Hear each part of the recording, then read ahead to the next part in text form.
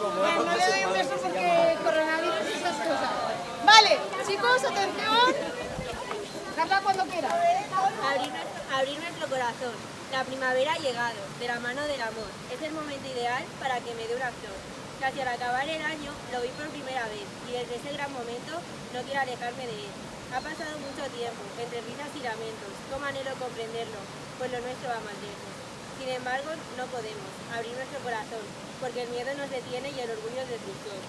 Muy bien. Muy bien. Escúchame, yo, mira, con la 3, 2, 1, Carla. Lluvia regeneradora. Yazgo en el centro de un campo y me ahogo entre las flores. Todas ellas tan marchitas impiden que me incorpore. Y el sol radiante e intenso no ayuda a que me mejore, pues me ciega y no permite librarme de mis errores. Intenté desahogarme de mis penas y dolores. Los plasmé en varios escritos, todo para que me ignoren.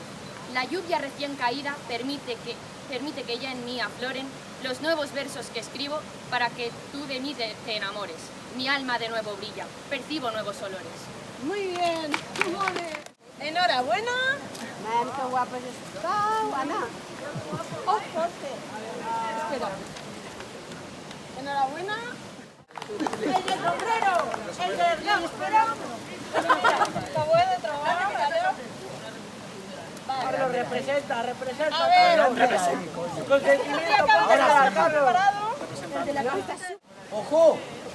¡Hay dinero! ¡50 pavos! Ya voy a votar. 50. Ya votarás. Vale. ¿Pero por qué me escribí? Hombre, claro. Bueno, enhorabuena. Enhorabuena, Carlos. Otra vez, 3, 2, 1, Carlos. La revolución de la primavera. Estaciones vulgares, carentes de gracia, virtud. Pero cuando las destruya, yo llegaré a mi plenitud. Invierno está atrofiado, no huele a amor de verdad.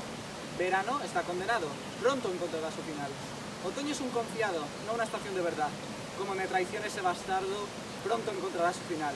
Al final el amor ganará, pronto oiréis noticias por aquí. Mi victoria pronto llegará. Nadie hará nada sin mí. Pronto acabará una era, y una nueva os espera. Saludad a primavera. Nunca volveré a esperar. Todos los demás morirán. Bienvenidos a esta era, la era primaveral. Muy bien. ¿Cómo te van a? Ah, vale.